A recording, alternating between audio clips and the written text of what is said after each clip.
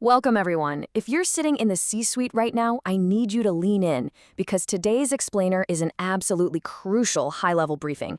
We're unpacking the rapidly evolving landscape of global fraud, and we're using fresh data straight from the newly released LSCG Risk Intelligence 2026 report. Listen, this isn't just your standard IT or security update, not at all. We're looking at an escalating business crisis that is fundamentally rewiring how consumers interact with our digital platforms. Okay, let's jump right into this. Here's our roadmap for the briefing. First, we'll look at the global fraud epidemic itself. Then, why our traditional defenses are suddenly failing us. Third, we'll unpack the Gen Z vulnerability paradox. Fourth, the erosion of digital trust. And finally, we'll wrap up with strategic mandates for you and your teams. Let's start with Section 1, the global fraud epidemic, and why this is a mainstream business threat. It's really time we stop treating fraud like it's just a peripheral IT issue or some isolated glitch. It's morphed into a massive mainstream threat that actively undermines the very trust our entire digital economy is built on. Just look at this number. 71% of adults globally believe financial scams are increasing, and a whopping 44% say they're rising significantly. We're seeing this exact same sentiment everywhere, from Australia to France to the UK. It proves this threat isn't just hiding in the shadows of the dark web anymore. It's highly visible, your customers are feeling it deeply, and it's happening right out in the open. The reality is, everyone, literally everywhere, is a target now. The LSG data shows us that over a quarter of all adults surveyed, 26% to be exact, have been personally targeted by a financial scam in just the last 2 years. And in countries like the UA, Canada, and the US, that number actually climbs to over a third. Your customers are basically trying to navigate a daily digital minefield. So, here's the crucial takeaway. Globally, 1 in 9 adults has suffered a direct financial loss in the past 2 years. We're not talking about annoying spam emails just getting caught in a junk folder here. We're talking about real people being targeted, and 42% of those targeted actually lost money. This takes a fairly abstract cybersecurity risk and translates it into a very concrete, devastating global economic tool. Moving on to Section 2, why traditional defenses fail, and specifically the AI factor. As a cybersecurity consultant, executives ask me this all the time. They say, we've spent millions on perimeter defense, so why are the losses still mounting? It's a great question. If consumers are actively adopting security measures, why are we still bleeding money? The data shows that older generations especially are diligently using strong passwords and multi-factor authentication. Yet the financial bleeding continues. Why? Because the attackers aren't even trying to break your encryption anymore. They're just bypassing your technical walls altogether. Today's scammers are armed with some incredibly sophisticated AI-driven tactics. We're talking about highly produced deepfakes, literally flawless voice clones, and quishing, which is when they use malicious QR codes to completely bypass your traditional email filters. But honestly, the real weapon here, it's psychological tuning. Scammers are using AI to manufacture extreme urgency, or FOMO, fear of missing out, to effectively hack the human. Think about it. They don't need to break your bank's firewall if they can just convince your customer to log in and authorize the transfer themselves. Let's look at exactly how this plays out in the real world. Picture a young professional just mindlessly scrolling through social media. Suddenly, they see a super convincing AI-generated video of a famous influencer hyping up a new crypto side hustle. The click, and an automated chat advisor instantly creates this immense time pressure, sending over a QR code for quick account verification. The victim is distracted, maybe panicking about missing out on the opportunity, so they scan the code, use their perfectly legitimate mobile banking app to send the funds, and poof, the money vanishes. The bank's technology worked flawlessly. It was the human trust that got exploited. Which brings us to Section 3, the Gen Z vulnerability paradox, and shattering some major demographic myths. As executives, we absolutely have to shatter these outdated demographic myths we hold about who's actually vulnerable. There's this persistent cliche of the gullible senior, right? But the LSEG data paints a completely counterintuitive picture. Yes, baby boomers are heavily targeted by traditional phishing and professional impersonation scams, but they're actually quite cautious, which results in a 32% loss rate when they're targeted.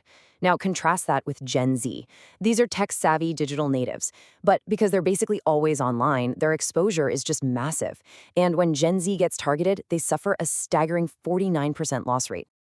If we break this down a bit more, you'll see that Gen Z and millennials disproportionately suffer financial harm from these slick, opportunity-driven frauds. Gen Z hits a 10% loss rate on payment scams, and millennials see a 10% loss on investment scams. Because younger folks are so seamlessly plugged into the digital world, scammers just have way more opportunities to hit them with AI deepfakes and fast money pitches.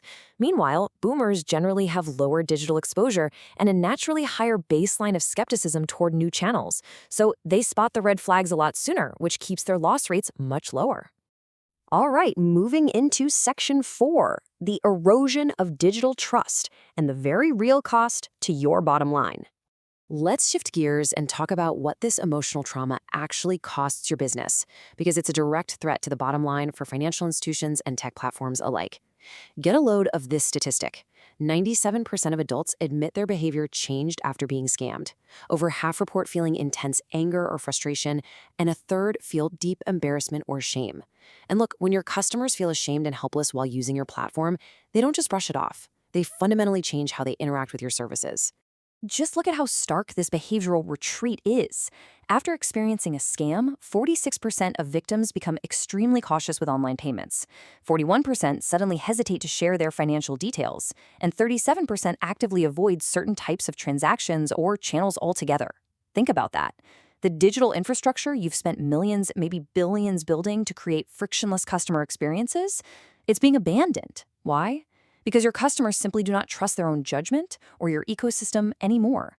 Furthermore, 44% of people say they're now less trusting of phone calls from numbers they don't recognize, and that's entirely due to the rise of AI-generated content and voice clones. Think about what that does to your legitimate customer outreach, your support centers, and basically your everyday business operations. Fraud isn't just stealing money, it is actively calcifying the digital economy. So Section 5, strategic mandates for executives, and building what we call the human firewall. So what do we actually do about all this? Well, based on the LSCG Risk Intelligence report's conclusions, we have to build a human firewall to patch up our most glaring vulnerability, the critical education gap. Your customers really are trying to protect themselves, but right now, they're kind of flying blind.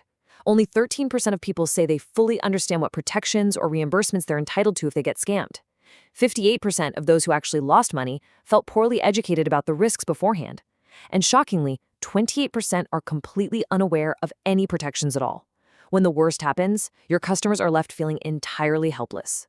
But listen, you can't just blast out a mass email and consider the job done. Executive strategy has to dictate customized educational efforts. Notice the huge divide here. Nearly half of Gen Z, 47%, turn to social media or community groups as their primary source of scam education. Meanwhile, 52% of baby boomers rely directly on their banks and payment providers. If your strategy is to communicate new security protocols to Gen Z via a dense bank statement insert, they're literally never going to see it. You have to meet your customers exactly where they live digitally. These findings build directly into our 4 strategic mandates for you. 1. Focus on the greatest weaknesses, which are the psychological pressure points scammers exploit. 2. Customize your education by generation, just like we discussed. 3. Make your customer protections highly visible, so victims aren't left in the dark when things go wrong. And 4. Embrace cross-industry coordination. Fraud doesn't just sit neatly in one isolated system. It flows freely between banks, payment processors, telecom companies, and social platforms. We absolutely have to work together. Ultimately, strengthening our digital ecosystem means accepting a hard truth. Traditional tech barriers just aren't enough anymore without behavioral education layered on top. The human is currently your weakest link. But with the right collaborative approach, the human can actually become your most resilient firewall. By aligning our efforts across the board, we can absolutely prevent the anxiety, the shame, and that massive behavioral retreat that is currently choking digital commerce. I'll leave you with this final thought to take back to your boardrooms. Are your current security measures inadvertently breaking customer trust by being too rigid and silent when fraud actually happens? Or are you actively communicating, educating, and building a resilient human firewall? The survival of our digital economy depends entirely on your answer. Thanks for joining this explainer.